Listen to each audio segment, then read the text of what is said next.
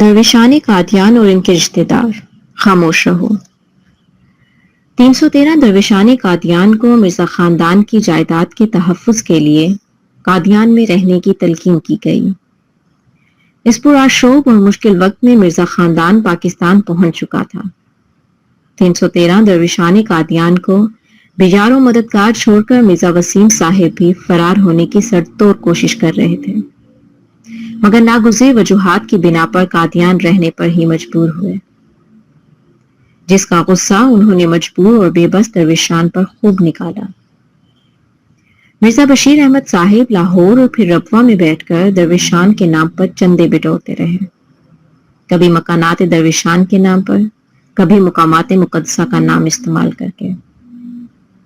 313 محصورین کو چونکہ درویشان کا نام دیا گیا، انہیں اس نام کی لاش رکھنے کے لیے بار بار خیرت دلائی جاتی رہی۔ روکھی سوکھی روٹی، ناقابل برداشت ماحول، ناکافی سہولیات مہیا کر کے انہیں اسی پر صبر و قناعت کی تلقین کی جاتی رہی۔ اس کا نتیجہ یہ نکلا کہ درویشان قادیان مختلف بیماریوں، ذہنی اذیت، پابندیوں اور دیگر مسائل سے انتقال کرتے چلے گئے، یہاں تک کہ 313 میں سے 13 مجبور اور بے بس درویش انتقال کر گئے۔ باقی تکلیف عوارض کا شکار ہو کر اپنی موت کا بے بسی سے انتظار کرنے لگے۔ اس گمبھیر صورتحال نے درویشوں کے رشتہ داروں کو سخت تشویش میں مبتلا کر دیا۔ سوالات اٹھنے لگے، امدادی رقوم، صدقہ و خیرات، عید قربہ میں بھیجے جانے والی رقوم کی بابت پوچھا جانے لگا۔ ایک بے چینی اور ہیجان کسی کیفیت تھی۔ اس صورتحال کو دیکھ کر ظالم نظام جماعت احمدیہ حرکت میں آیا۔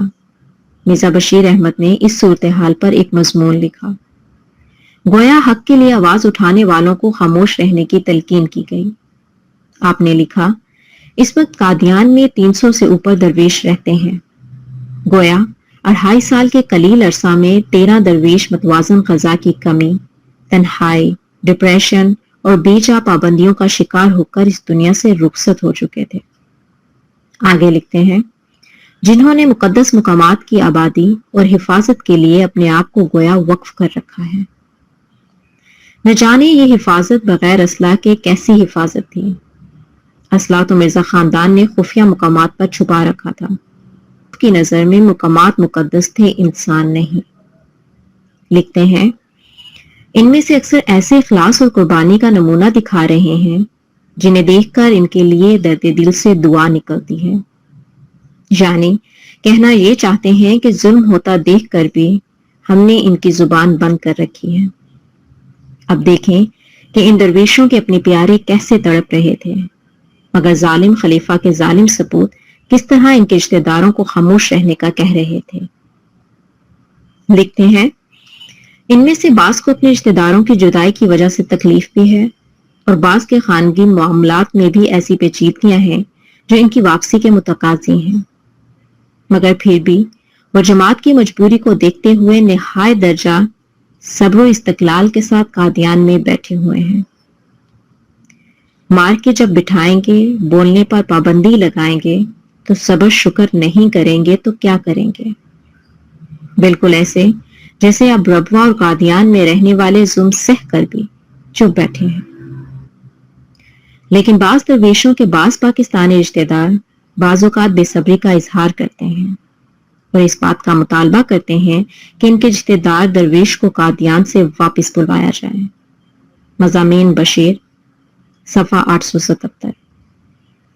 گویا اس قدر ظلم ناانصافی کا بازار گرم تھا کہ ان درویشان کے رشتہ دار بھی تڑپ اٹھے تھے۔ لکھتے ہیں، ابھی تو قادیان کی ہجرت پر صرف 2.5 سال کا عرصہ گزرا ہے۔ جیسا کہ پہلے بتایا کہ محض 2.5 سال میں 13 درویش جبر، پابندیوں، نامناسب خوراک کے باعث وفات پا گئے تھے۔ باقی درویش مختلف عوارض کا شکار تھے۔ فرمایا، درویشوں کے رشتہ داروں کو چاہیے کہ صبر سے کام لیں اور بے چینی کا اظہار کر کے اپنے ثواب کو کم نہ کریں۔ مطبوعہ الفضل، 16 جون 1950۔ کیا کوئی احمدی سوچ سکتا ہے کہ یہ ثواب تھا یا عذاب؟ جب رشتہ داروں نے لکھا کہ اب جبکہ ہندوستان کے مختلف علاقوں سے بعض احمدی قادیان پہنچ گئے ہیں تو ہمارے رشتہ داروں کو واپس بلا دیا جائے، اس پر بھی مرزا بشیر صاحب راضی نہ ہوئے اور انتہائی ظالمانہ جواب دیتے ہوئے لکھا، یاد رکھنا چاہیے کہ اس وقت تک قادیان میں سے ہندوستان سے زیادہ تر بچے، عورتیں اور بوڑھے مرد پہنچے ہیں اور ان میں سے اکثر خدمت کے قابل نہیں، لیکن پھر بھی ان کی وجہ سے جس تعداد کا واپس بھیجنا مناسب سمجھا گیا وہ وہاں سے واپس بھجوا دی گئی ہے، اور اگر آئندہ کوئی گنجائش نکلی تو اس کے مطابق مزید واپسی بھی ہو سکے گی، تو یہ نہیں کہا جا سکتا کہ یہ واپسی کب ہوگی۔ اس انتہائی مایوسانہ اور ظالمانہ بیان کو پڑھنے اور سننے والے اندازہ لگا سکتے ہیں کہ جب کوئی درویش خدمت کے قابل نہ ہوتا، یعنی پیرانہ سالی کی وجہ سے خدمت نہ کر سکتے یا شدید بیمار ہو جاتے، تب انہیں رشتہ داروں کے حوالے کر کے اپنے فرائض سے سبکدوش ہو جاتے۔ جماعت کی طرف سے ان کی کسی قسم کی دیکھ بھال نہ کی جاتی، انہیں ان کی اولادوں کے سپرد کر دیا جاتا جو بڑھاپے میں اپنے باپ کو سنبھالتے۔ جماعت ان سے یوں لا تعلق ہو جاتی جیسے جانتی نہیں، ہاں ان کا نام کیش کروانے کی کوشش جاری رہتی، انہیں نام نہاد عزت و احترام تک محدود رکھا جاتا۔ بنیادی ضروریات کیا ہیں اس سے جماعت کو بالکل کچھ سروکار نہ تھا۔ مرزا بشیر احمد صاحب اس وقت درویشان قادیان کے گویا مامے بنے ہوئے تھے، ان کے نام پر چندے بٹور رہے تھے، درویشان کے بارے میں مضامین لکھ رہے تھے کہ انہیں صبر سے کام لینا چاہیے، ظلم چپ چاپ سہنا چاہیے، مگر جب درویشان نے ان سے اپنے پیاروں کی واپسی کا مطالبہ شدت سے کرنا شروع کر دیا تو موصوف بہت آرام سے پہلو بچا گئے۔ لکھتے ہیں، بعض دوست مجھ پر زور دیتے ہیں کہ تم ہمارے فلاں درویش رشتہ دار کو واپس بلا دو، انہیں یاد رکھنا چاہیے کہ یہ کام میرے اختیار میں نہیں۔ جی بالکل، درویشوں کے نام پر چندے بٹورنا آپ کے اختیار میں تھا، درویشوں کے گھر بنانے کے فراد میں آپ کا اختیار تھا، درویشوں کو ہر ظلم پر صبر کرنے کی تلقین کرنا آپ کے اختیار میں تھا۔ لکھتے ہیں، اس کا فیصلہ قادیان کے احمدی افسروں کے انتخاب پر ہے اور اس انتخاب میں میرا دخل نہیں اور نہ اس معاملہ میں میرا کوئی اختیار ہے۔ دوسری طرف دوستوں کا صبر کرنا خود ان کے اپنے اختیار میں ہے۔ بس کتنی عجیب بات ہے کہ میرے متعلق اس بات کی توقع رکھی جائے جو میرے اختیار میں نہیں۔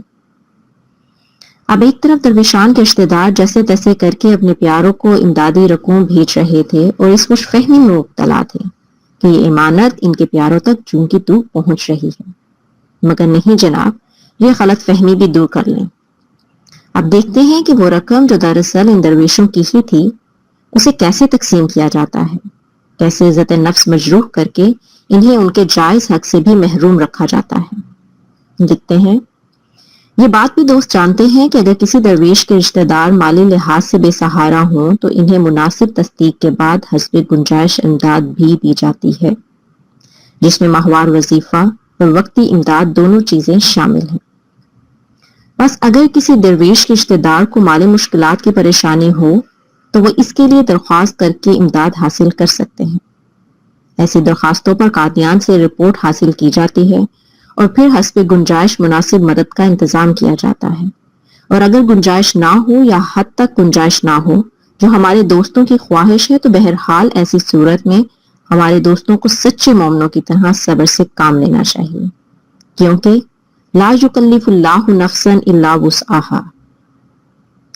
اس پر تو انا للہ و انا الیہ راجعون پڑھی اور لعنت اللہ ڈالی جا سکتی ہے، یعنی اپنے ہی رشتہ داروں کی مدد کے لیے بھیجی جانے والی رقم پر بھی بھیک ماننے کا کہا جا رہا ہے۔ پہلے درخواست لکھو، اس کے بعد بھی سوچا جائے گا کہ مرنے کے قریب پہنچنے والے درویشان کی کیسے مدد کی جائے۔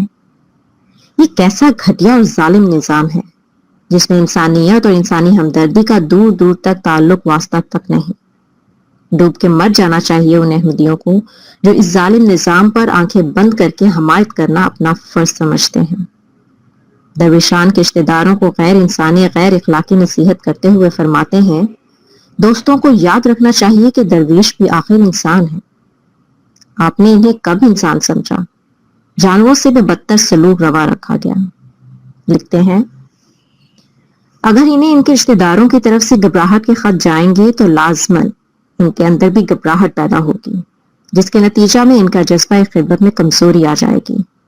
بس ان کا فرض ہے کہ نہ صرف خود صبر و رضا کا نمونہ دکھائیں بلکہ اپنے رشتہ داروں درویشوں کو ایسے خطوط لکھتے رہیں جن سے ان کی ہمت بلند ہو۔ گویا جیسے یہ درویشان جیل میں قید ہیں اور آپ نے ان کی ہمت بڑھانی ہے اور انہیں حوصلہ دینا ہے. ایک دفعہ پھر اس پر انا للہ و انا الیہ راجعون.